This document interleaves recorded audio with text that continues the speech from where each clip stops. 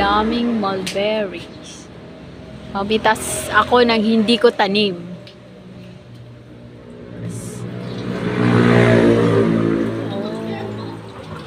Pero pag ganito, maasim pa ito. Oo, maasim pagka hindi pa hinog. Oo, pag yung sobrang black na ate, di ba? Ito yung ano na. Oo, yun. Sobrang Tulad niyang ganyan eh. matamis na siya. Ang daming bunga.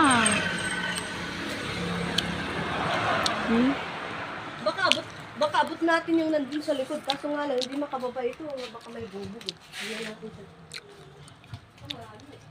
Hindi natin dito, ang dami na nga eh. Tapos nahuhulog lang, nasasayang siya. Kaya nag-harvest ako. Maganda to, napakaraming benefits ito sa katawan. Hitik sa bunga, oh. Grabe.